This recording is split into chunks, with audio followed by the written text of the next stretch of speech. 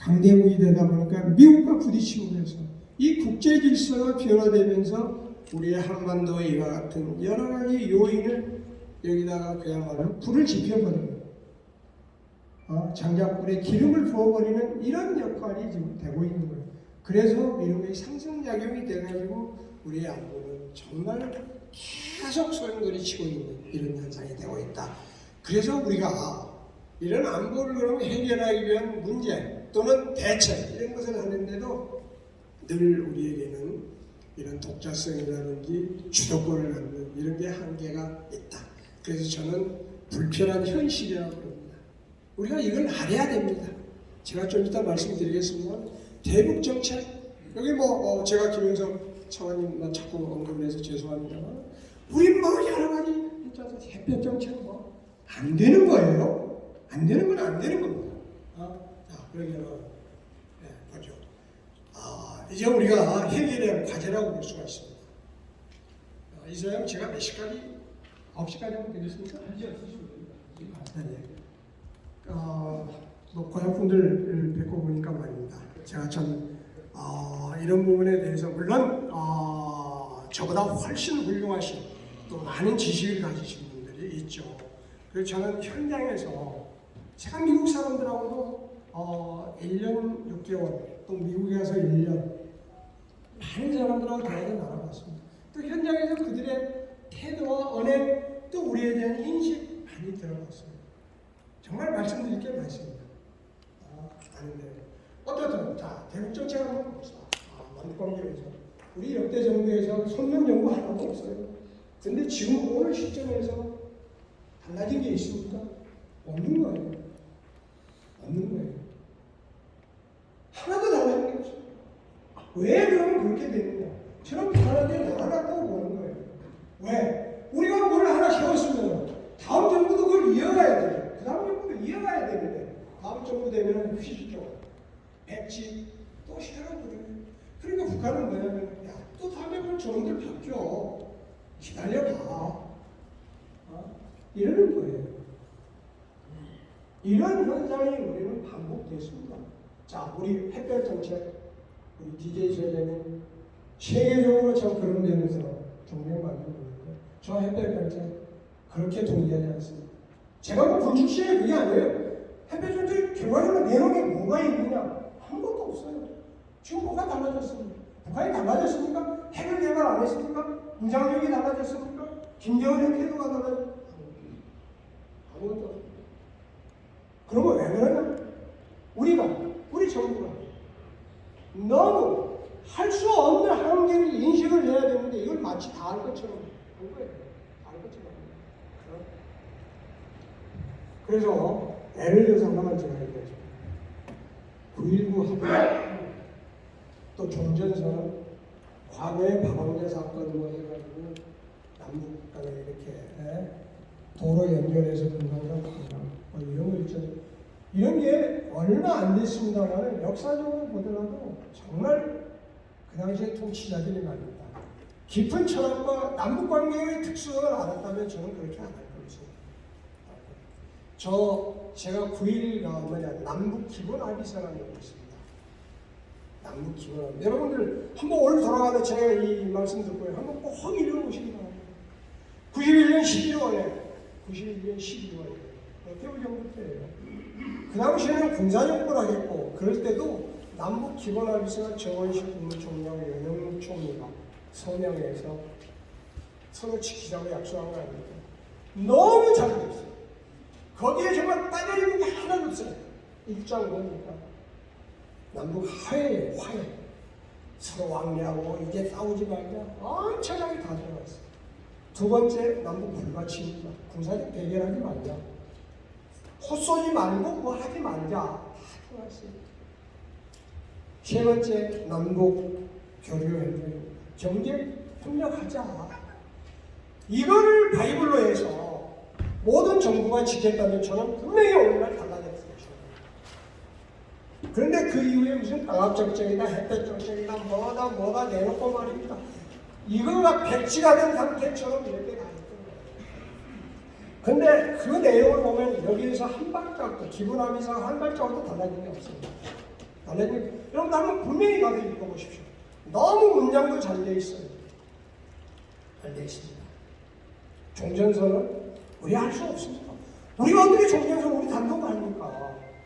할 수 없는 건데 하겠다는 거 아닙니까? 그러니까 불협화음이 나오는 거죠. 외교적인 마찰이 나오는 거, 국내에서는 뭐 보수나 진보나 달라지는 거예요. 박광야 사건, 저는 그때도 그랬어요. 제가 22년 하면서 그 도로를 만드는데 제 공헌도 엄청납니다. 엄청나요. 그 도로 만드는데 인구와 거기에 지뢰제로 이런 것들 안전관리 제가 다 해드렸어요. 하루에 한 500명씩 드나드는 이런 작업, 그 지뢰제로 하면서 말입니다. 얼마나 지뢰가요. 원래 군사적인 지뢰는 지뢰 매듭 보고 사는 게 있어요. 어디다 몇 발을 어떤 식으로 묻어야 다 해서 그것만 있으면 쉽게 찾아서 우리가 다 제거해요. 그쪽은 전혀 그런 게 없어요. 그러니까 어디가 지뢰가 있는지도 모르는 애들이 들어가서 하나하나 이렇게 말합니다. 밭에서 무슨 감자 캐야 되는 식으로 이렇게 지뢰를 제거해버렸어요. 그런 위협을 무릅쓰고 다 했는데 그 이후에 몇년도 못하고 문 닫았지 않습니까? 문 닫았어요. 박광야 사건, 우리 국민이 북한 군에 의해 죽었다는 거 저도 정말 애석하고 심하고 안 되죠. 잘못한 거예요, 국민들이. 그러나 대국적이고 국가적인 안보적인 차원을 생각하면 그게 아니라는 거죠. 한 분의 희생이 그걸 더 튼튼하게 만들 수 있지 않습니까? 그래서 국가는 그와 같은 결단과 그와 같은 통찰력을 가지고 경영을 해야 된다. 저는 그렇게 생각하는 거예요. 그 당시 제가 있을 때 남북한의 버스가 금강산을 한 200대 왔다 갔다 했어요. 200대. 그러면은 박광야 어떤 여인이 우리 군대라는 거는 해양경계를, 제가 해양경계에 7년 한 사람입니다. 동해안에서 7년 했어요. 하도 고생을 많이 해가지고 동해안을 제가 지금도 별로 안 좋아합니다. 그렇게 고생을 했는데 해양경계에는 아침에 여명이 되기 전까지는 백사장에 사람 다니면 쏩니다. 쏘게 돼 있어요. 여러분도 다 군대 갔다 오셨잖아요. 수화하지 않습니다. 손들어. 누구냐? 안무되고 이건 하게 돼 있어요. 근데 북한 초령이 저 멀리 보니까 어떤 여자가 있길래 손들어 했겠죠. 쏜다고. 그러니까 이 여자가 도망간 거예요. 우리 애들도, 우리 병사들도 말입니다. 원칙은 도망가면 쏘게 돼 있는 거예요. 쏘게 돼 있어요. 그래서 이 여자가 죽은 겁니다. 물론 우리 국민이 죽었기 때문에 그것이 우리 북한이 잘했다 저는 아닙니다. 당연히 응징이에요. 그러나 그 응징에 있어서도 어떤 나름대로 전략이 필요하다. 전략. 그래 그때도 저는 200대가 왔다 갔다 했는데 거기서 150대는 줄이는 거죠. 자, 우리 50대만 왔다 갔다 하는 거예요. 자, 150대가 줄이니까 김정일이죠. 그 당시에 김정일이 주머니에 달러가 그만큼 덜 들어간 거 아니겠습니까? 용돈을 한 달에 500만 원 쓴 사람이 100만 원으로 줄어들었으니까 좀 아쉽지 않겠습니까? 그러면서 우리 정부는 거기에 사과해라. 막 그러면 안 되잖아. 아무리 우리 국민이 말해, 그래도 여자가 말해 그랬는데 엄마 너희들이 그런 거 잘못했잖아. 좀 사과해. 하고 압박을 하는 거죠. 안 그러면 우리 너희 정말 우리 국민 너희한테 못 보내. 그러면 하면은 한 1개월 그렇게 하다 보면 지네들이 또 생각이 있지 않겠습니까? 그러다가 또 없어요. 야, 그럼 나 할 수 없어. 다시 30대 줄여. 20대밖에 안 보내. 해야 이러다 보면은 시간을 끌고 돌파구가 있지 않겠습니까? 제 핵심은 이 남북관계 특이 어려운 걸 텄으면은 명령을 인지를 해야 됩니다. 실험하게 같은 것도 인지를 해놔야 된다는 거예요. 닫아버리니까 다시 여기는 어려운 거예요. 닫아버리니까 어렵지 않습니까? 그 철도 도로 만드는 지금 다 망가져버리지 않습니까? 다 망가는 거예요. 개성공단도 마찬가지. 열었으면 어떻게 하든지 유지하려는 노력을 하고 안 되면 규모를 줄여서라도 이어놔야 된다는 거예요. 근데 이런 것들이 참 너무 아쉽게 보는 거죠. 너무 아쉽게. 그래서 그런 것들이 당시에 국가의 어떤 전략이나 미래를 보는 사람 입장에서는 그런 생각들을 좀 가져줘야 돼요. 너무 감정적으로 사실 방탄에 되는 거는 아무나 하지 않습니까? 그렇게 해서는 안 된다 하는 저의 생각이고요. 9.19 합의도 마찬가지입니다. 기본 합의서에 보면 이보다 더 잘 돼 있어요. 그리고 9.19 합의에 제가 군사적인 그런 분야에 전문가면 전문가죠. 사실 전문가들 제가 사실 그 9.19 합의는 말입니다. 정말 이해서는 안 돼요. 그 북한이 지키지도 않을 뿐더러 지금 안 지키고 있지 않습니까? 근데 우리는 우리 손을 뒤에다 묶은 거예요. 우리가 말입니다. 백령도 여러분들이 잘 아실 거예요. 가보신 분들은 알아요. 백령도 우리 군사적으로 얼마나 중요한 곳인지 아십니까? 그게 그야말로 우리로 말하면 북한 목에다가 칼이 되는 이런 형태의 지역이에요. 거기에서 그게 뭐 아시고 위도상으로 엄청나게 올라가 있지 않습니까? 거기에서 발진 기지가 되고 거기에서 포를 쏜다면 북한의 평양까지도 금방 웬만한 포는 다 닿아요. 그게 하나의 어떤 돌파나 기타 어떤 작전을 하는데 그 큰 거지. 아주 요충지가 돼가지고 정부학대 할 수 있는 그런 아주 군사적으로 정말 중요한 지역이에요. 근데 거기서 군사작전을 하지 말라는 거는 뭐예요? 그럼 우리 손 묶어놓고 있으라는 거예요. 우리의 장점이 상대적으로 우리의 전략을 부상할 수 있는 그런 요충지를 포기해라. 이거에 손을 들어는 거 아닙니까? 그리고 우리가 북한보다 나은 게 뭐예요? 정찰기입니다. 정찰기, 야, 보내지 마, 너희들. 그러니까, 수신선이 24km인가? 또 얼마 정확하게 모르겠어. 24km 이상 정찰기 보내지 마. 우리 정찰기 왜 만들었어요? 그런 엉터리 같은 말입니다. 합의를 한다는 게 그건 있을 수가 없는 거예요. 아, 포소이 말고 말이야. 이렇게 잘 지내자. 좋다는 거예요. 그러나, 양보할 거 있고, 양보하지 못할 게 있는데, 그런 것까지, 이건 정말 군사적인, 군자도 모르는 사람입니다. 저는 그렇게 단정적으로 얘기해요. 그래서 이런 것들을 해서는 안 되겠다. 그래서 북한에 남북관계 개선에 대해서 우리 한계를 인식을 하자. 그리고 저는 여기서 말입니다. 우리 통일이라는 거에 대해서 좀 분명하게 좀 생각을 해보자. 우리 통일하니까 너무 기회비용이 많다. 저희들은 뭐 그런다 하더라도 저희 후시입니다. 이 많은 기회비용을 통일에다 써도 됩니다. 그래서 통일에 대해서 엄정하게 우리가 생각을 해보자. 통일 없이도 우리가 잘 살 수 있는 방안이 있다면 한번 생각해 보자는 거예요. 저는. 물론 통일이 되면 우리가 국력이 승수 효과가 나올 겁니다. 그러나 그것도 지금 상태에서는 영원하지 않습니다. 그래서 장기적으로 통일에 대해서는 우리가 생각하고 현실적으로 이 부분에 대해서는 너무 강조하지 않았으면 좋겠다. 제 솔직한 심정이에요. 북한 만나면 야 통일해야 돼. 이거 그럴 필요 없어요. 저놈들은 통일하자고 막 제가 논의할 필요는 있지만은 북한은 우리에게 통일하자고 그러더라도 야 우리 꼭 그 통일하려면 서로 싸우잖아. 그러니까 그거 좀 적어놓고 말이야. 우리 서로 잘 살자. 공생공략하자 말이야. 이런 식의 어떤 접근이 좋지 않겠느냐. 그러면서 대화는 뭐 지속돼야 되겠죠. 저는 대화는 싫어하는 거 아니에요. 대화는 지속돼야 되겠죠. 그러나 대화하면서 애걸복걸 하지 말자. 애걸복걸 하지 말자. 그런 측면에서 말씀을 드립니다. 두 번째는 그런데 참 정말 저도 답답합니다. 아까 말씀드렸죠. 미국이 한국 너희들 손 놔라 이거예요. 너희만 쓸데없는 일하지 말라. 이거 아닙니까? 솔직히 말씀드려서 그런 거예요. 그러나 우리가 손놓을 수 없는 거죠. 손놓을 수 없는 거죠. 일단 미국하고 보조는 마쳐야 돼요. 공조해야 됩니다. 이건 뭐 해야 되죠 당연히. 그러나 우리 나름대로 남북관계에 있어서 뭔가 이렇게 좀 모색을 해보면은 거기에 틈이 있지 않겠느냐 이런 걸 찾아야 돼요. 뭐 우리 김성환님처럼 이런 전문가들이 그런 걸 생각해요. 그래서 저는 남북관계가 반드시 비핵화와 연계가 되어야 된다. 비핵화에 기여가 되는 남북관계가 돼야지 이거하고 틀리면 안 된다는 생각을 가지고 있어요. 그래서 남북관계에 조금이라도 이런 어떤 틈새를 이용해서 비핵화의 어떤 그 도움이 되는 이런 게 있는가 하는 것을 한번 생각을 해보는 방향으로 가야 되겠다 하는 거죠.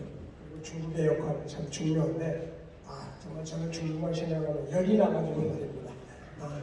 정말 그 90년도 2000년 초에 말인데 우리 중국에 너무 투자 많이 한 거 아닙니까?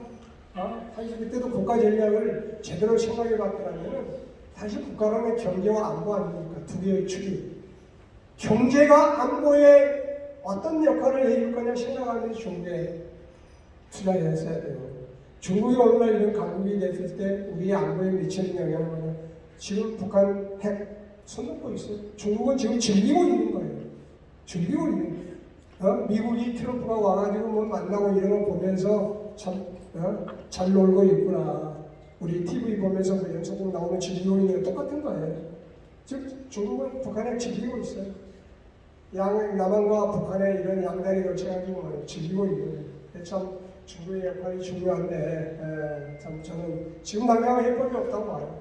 해법이 없습니다. 뭐 사드하는 농업 가지고 지금 난리인데 그러지 않습니까? 그러나 뭐 이것도 우리가 포기해서는 안 되죠. 어떻든 간에 뭐라도 좀 있으면 우리의 약속을 위해서 이런 부분에서 어떻든 좀 중국의 힘을 이용해야 된다. 그리고 저는 여기에 써지지 않았습니다만 이제 우리가 북핵에 대해서는 플랜 A, 플랜 B가 있어야 된다. A는 지금처럼 못 갔대 완전히 없애게 만드는 노력을 하다가 어떤 한계치가 있다 하면 플랜 B를 우리가 생각해봐야 돼. 플랜 B 뭡니까? 우리 핵이죠. 우리 핵무기 가는 거 생각해 봐야 됩니다. 분명히 다음 장에서 말씀드리겠습니다. 핵무기 생각해 봐야 돼. 자,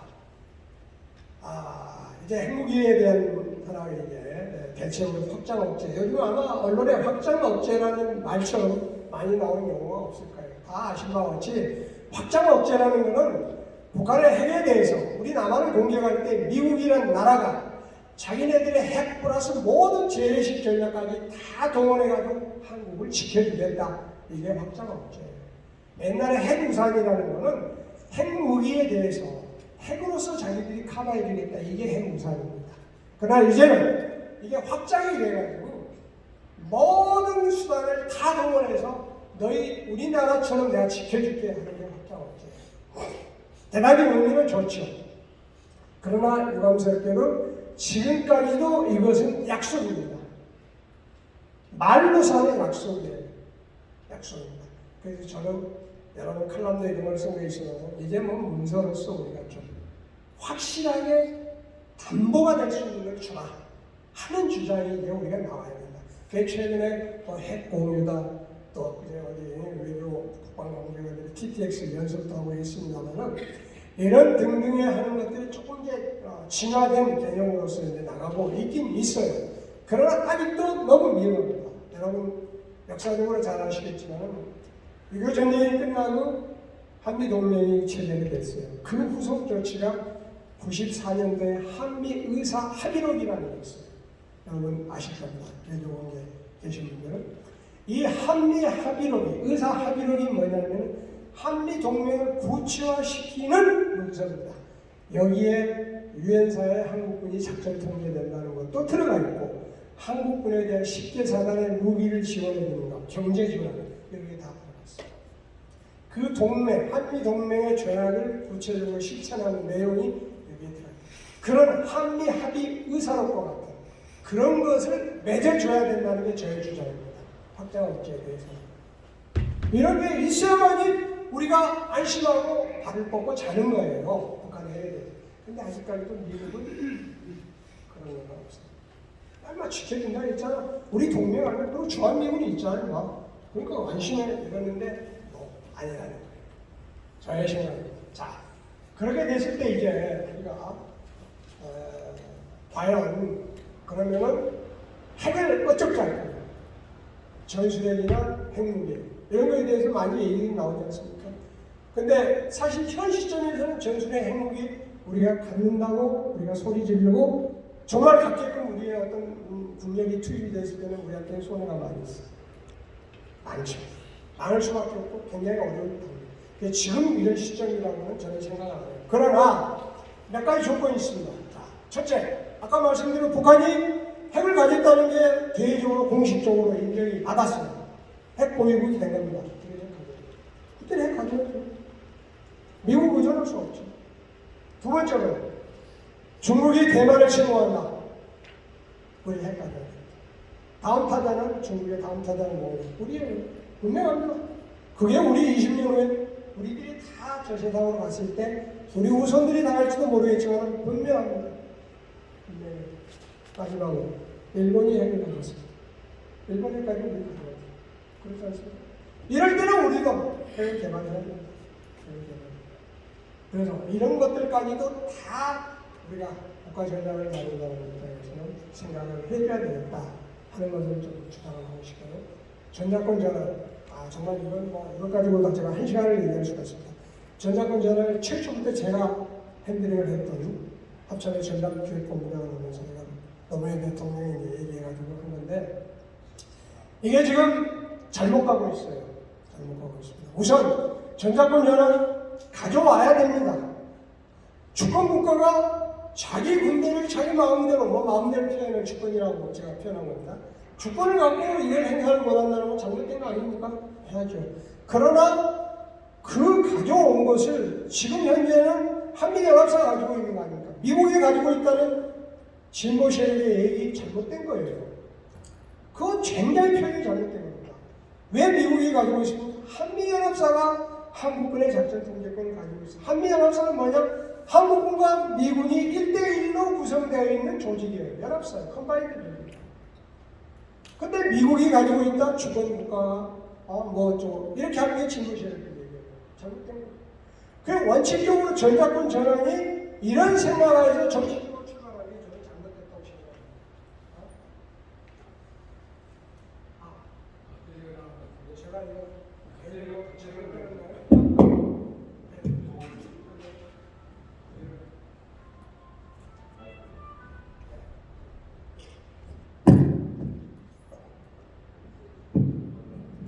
미안합니다. 그래서 전자권 전환이 최초의 노무현 대통령이 발상이 효순이, 미순이, 그게 YRP 이런 것까지 연계돼가지고 이게 나온 거예요. 주권 가져와야 된다. 그러면서 제가 그때 장군이었습니다만은 똥별이라고 저희 장군들한테 표현을 했어요. 저 노무현 대통령 제가 비난한 거 아닙니다. 비난한 거 아니에요. 우리 잘못하면 잘못했다 해야죠. 똥별이라고 했어요. 그 당시에 똥별을 달고 있었죠. 그런데 전자권 전환을 가져와야 된다고 저도 생각해요. 굉장히 긍정적으로 생각했던 사람입니다. 그러나 그 시기라든지 또 우리의 상태, 우리가 과연 그런 부분에서 얼마만큼 대비가 되느냐 이런 것도 좀 생각을 해줘야 되지 않습니까? 반면에 보수는 뭐냐면 전자권 전환 가져오면 주한미군이 철수한다고 했잖아요. 이것도 굉장히 잘못된 거예요. 주한미군이 지금 우리 꼭 한국 지키기 위해 와 있습니까? 저는 그렇지 않아요. 절대 그렇지 않습니다. 미국이 자기네 국익이 안 되면 이거 빼가는 거예요. 한국에 있는 것은 국익에 도움이 되기 때문에 그런 거예요. 자기 국익에 도움이 되는 한국에 있는 주한미군 기지가 만든다. 얼마나 좋은 기지입니까? 바로 중국의 턱 밑에 있지 않습니까? 대만이 전쟁이 된다. 한국이 발신기지가 되는 거예요. 태평양 저 괌에서 날아오려면 얼마나 멀어요. 물론 오키나와가 가깝죠. 한국도 엄청난 그런 미군의 발전기지가 될 수 있는 그런 거예요. 한국에서 나가라기도 안 나갑니다. 우리가 막 데모해가지고 그냥 억지로 가서 불 지르고 말입니다. 옛날에 방화 한 거 있지 않습니까? 그런 식으로 하면 물론 안 나가요. 그런데 전자권 전환을 그런다고 해서 안 나갈 거니까 우리가 가져오냐 안 가냐 이런 건 아니에요. 그래서 보수 세력도 그렇게 얘기하는 게 잘못된 거다. 잘못된 거다. 제 말씀이 그런 거예요. 그래서 전자권 전환을 가져와야 됩니다. 그러나 지금처럼 전자권 전환이 한국군 사령관이 한국군으로 만들고 부사령관을 미군으로 만든 정말 바보 같은 짓거리입니다. 정말 바보 같은 짓거리입니다. 미국 전력이나 미국의 힘을 우리가 이용하려면 커맨더를 미국 사람 시켜야 되는 거 아닙니까? 그래야 그 사람이 말반지가 있어가지고 미국에 가서 뭘 가져오고 또 지가 정부 작전을 책임을 지니까 책임자로서 더 어떤 걸 역할을 할까요? 군에서 다 여기 아까 어떤 분 장려생활 가셨는데 지휘관과 부지휘관 하늘과 땅 차이입니다. 책임과 의식이요 완전히 달라요. 지휘관은 시끄니까 막 죽을 똥을 또 밤잠 안 자고 합니다. 부지휘관 보수로 치고 있어요. 알릅니다. 근데 부지휘관을 미군을 맡기고 우리가 한명단을 하겠다. 이게 자존심이 꼭 산 겁니까? 자존심이. 신리를 따져야 될 거 아닙니까? 국익을 따져야 돼요. 그런데 거기다 지금 연합사 평택에 가 있어요. 본래 한미연합사 아니 전략권은 뭐냐면은 연합사를 해체하고 한국군과 미군이 이렇게 공존하고 있는 조인트 컴바인드가 조인트 아유 체제를 만든다는 거예요. 그래서 왜 그러면 그렇게 될 수밖에 없느냐? 평평으로 내려가야 되니까 미군이 한국이 합쳐면 서울에 있고 너희는 거리적으로 멀리 가니 지금처럼 컴바인드 되기 어렵다. 그러니 컴바인드 사령부를 아니고 조인트 사령부를 만들어서 하자. 한 개 전략권이에요. 그런데 전략권이 전환이 하나도 안 되는데 사령부를 평평히 했어요. 제가 미군하고 같이 1년 반 있으면 주한미군 부사령관 내고 그랬습니다. 연합사 부사령관 했습니다. 사실 서울에 있어도 연합사는 미군이 결정합니다. 속상할 때가 너무 많아요. 너무 많습니다. 정말 자존심 상할 때가 있었어요. 그럴 때 그래도 그나마 서울에 있으면 합참 한국 국방부 가깝잖아요. 가서 그냥 그 억울한 면을 장관이나 의장 만나서 토해내고만 할 게 있는데 저 밑으로 내려가고 있어요. 이거 완전히 고도로 가버린 거예요. 고도로. 그래서 한미연합사령부의 미군화가 이제는 더 심해요. 여기 있어도 연합사가 미군화되어 있다고 볼 수 있는데 저는 내려가보니까 지금 평평은 다 미군들 아닙니까? 거기에 연합사는 들어있는 거예요. 왜 그렇게 결정을 했는지 그게 박근혜 때 결정이 됐다고 그러더라고요. 그 다음 문재인 때 실행이 되는데 과연 그게 대통령은 그런다고 칩시다. 그 당시 안보 관련 이런 일을 냈던 사람들이 뭐를 알고 했는지라는 게 정말 저는 안타까워 죽겠습니다. 그래서 그런 부분들이 그 전략을 가져와야 되고 가져오되 준비해서 때되면 가져오자 하는 게 저의 생각입니다. 그리고 주권이다 무슨 미군 철수다 이런 얘기 하지 말자는 거예요. 하지 말자 하는 게 저의 주장이고요. 그리고 한미 원자력 협정 우리가 핵 개발을 아까 제가 말씀을 드렸습니다만 일본하고 우리가 핵무기를 마음대로 개발을 못합니다. 근데 일본하고 우리가 차이는 뭐냐면 일본은 플루토늄을 생산할 수 있고 우라늄 원원층, 농층을 할 수가 있어요. 우리는 두 가지 다 돼요. 그러니까 원자로 빼가지고 그 재 나오잖아요. 재가 남으니까 그 땅속에 지금 문이라고 난리예요. 그래서 그건 포화 상태라고 그러지 않습니까? 이걸 재처리하면 재처리해서 플루토늄도 생산으로 버리면 이걸 양을 팍 줄일 수 있거든요. 그걸 못하게 합니다. 미국이 못합니다. 이 원자력 협정 때문에. 그 다음 우라늄 농축 기술도 우리는 20%밖에 못해요. 상업용으로만 하라는 거죠. 군사용으로 하는 거예요. 근데 일본은 이걸 다 합니다. 그래서 우리도 일본만큼 하자 하는 게 저의 주장입니다. 근데 미국이 거의 안 내놓을 것 같습니다. 그래도 가랑이 붙들고 해야죠. 그렇지 않습니까? 해야죠. 그리고 마지막으로 주한미군의 전력을 좀 더 지금 꼭 전력이 이렇게 낮다 이런 차원이 아니고요. 전투기를 포함해서 가지고 있는 전력을 첨단을 해야 됩니다. 어떻게 보면 우리 한반도에 전개되어 있는 주한미군의 전력 조금 노후화되어 있습니다. F-16 전투기예요.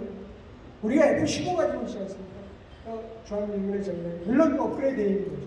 전투기가 한 90여 대 있는데 우리가 F-16입니다. 그래서 저는 F-35나 F-22 갖다 놓으라는 거예요. 그럼 확장학제가 더 힘을 받는 거예요. 그렇지 않습니까? 그런데 아직 그런 거에 대한 제스처가 없더라고요. 그래서 우리 국방당국자나 외교당국자나 또 이런 것도 해줬으면 좋겠다. 제가 미군들하고 같이 써봤으니까 좀 몇 가지만 더 말씀드리겠습니다. 미군들의 여러 가지 특성이 많죠. 그런데 우선 한미연합사라는 걸 좀 이렇게 말씀을 드리고 싶은데 세계에서 이렇게 미국 사람들이 군대를 파견해 놓은 게 과거에 제 있을 때 83개국이라고 했어요. 그러니까 세계를 지배하는 국가죠. 그런데 그런 모든 나라들의 군대가 가 있지만 컴바인드 되어 있는 조직은 정부단위로 우리나라뿐입니다. 이거는 좋게 얘기하면 엄청난 파워를 갖고 있다. 양국군의 그 파워를 효율적으로 통제할 수 있다. 이 말씀입니다. 미국이 전구단위라는 것은 뭐냐면 한 국가 단위로 작전을 한다는 이 의미에서 전구라는 말을 씁니다. 시어터라는 말을 써요. 시어터. 근데 이 전구 단위의 그 어떤 군사 조직을 운영을 하면서 컴바인드 되어 있는 한미연합사가 유일합니다. 일본도 컴바인드가 아니에요. 조인트예요. 그래서 그런 부분에서 굉장히 미군의 그런 어떤 특성이 있다. 컴바인드 되어 있는 조직이다. 그런 거고. 두 번째로는 아까 말씀드린 평택, 정말 여러분 가보신 분도 있을 텐데 어마어마하죠. 여기도 시연해드리면 됐죠. 어마어마하고 세계에서 가장 넓어요. 해외 미군 기준은 가장 넓고 최고의 시설, 최고의 그런 모든 것을 갖춘 것이 평택입니다. 정말 어마어마하게 우리 돈 13조 들어서 지어진 겁니다. 원래는 거기다가 학교를 크게 지어가지고 소위 말해 우리 국제학교 있지 않습니까? 그런 식으로 학교까지 만들려고 했어요. 그래서 우리는 미군들한테 미국에 요청을 했던 거예요. 학교를 크게 지어서 거기에 한국 학생 한 50번씩 받으라. 그리고 자기네들 학생들이 있어야 되니까. 그렇게 해서 우리 애들이 외국에 뭐 유학 보내고 외국에 뭐 고등학교 보내고 이런 것을 한국에서 할 수 있지 않습니까? 그만큼 그런 것까지도 시도를 했었는데 또 하나는 주한미군이 약 28,000명인데 14,000명까지 숙소를 지으려고 했어요. 주한미군은 한국의 근무가 원칙으로 1년입니다. 1년이다 보니까 숙련도가 남는 거 아닙니까? 2년, 3년을 해야 그래도 그 지역에서의 작전을 수행하는 숙련도를 갖는데 그래서 집을 엄청나게 지으려고 했어요. 그 집 지은 것을 미국이 너희들이 좀 투자를 지어라. 근데 당시에는 계획은 그렇게 썼는데 집을 그렇게 못 지었습니다. 지금 아마 제가 알기로는 3,000명 정도 가족 정도 28,500명에서 이렇게 가족은 안 됩니다. 안 되는데 어떻든 가족을 동반 안 하면 1년, 가족을 동반하면 1년 3년을 동반하는데 평택기지에서 그런 걸 좀 이렇게 구현해 보려고 했더니 그건 좀 안 됐어요. 그러나 어떻든 엄청나게 좋은 시설이다 하는 거고요. 아까도 전략적 유연성을 말씀드렸습니다. 평택기지로 가면서 한국의 북박이로서의 전력이 아니고 한반도에 묶여있는 전력이 아니고 외국에 투사할 수 있는 그런 유연성을 갖는 전력으로 발전이 되는 우리로 말하면 조금 어떻게 보면 잘못됐다기보다는 약간 불안한 부분도 있죠.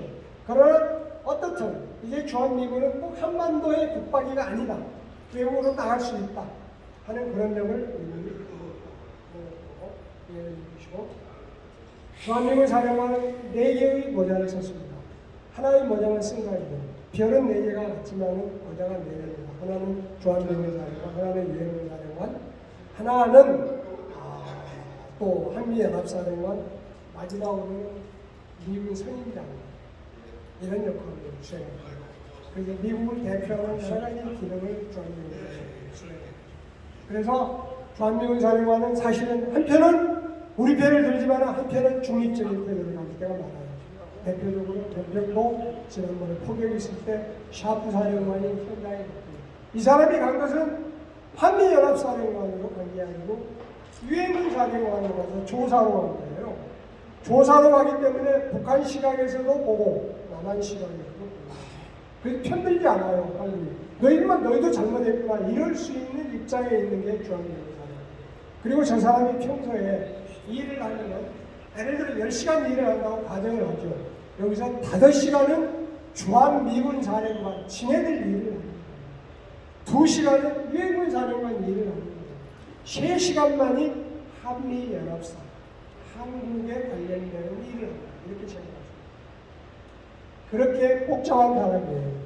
그냥 뭐 연합사령관 하니까 저 사람이 한국 방위를 맞죠. 한국 방위를 위한 커맨더는 맞는데 그 내면 속에 일을 하는 이런 사고라든지 또는 여러 가지의 시간 할당 이런 노력 아까 제가 말씀드린 그런 퍼센트들도 노력하고 있다.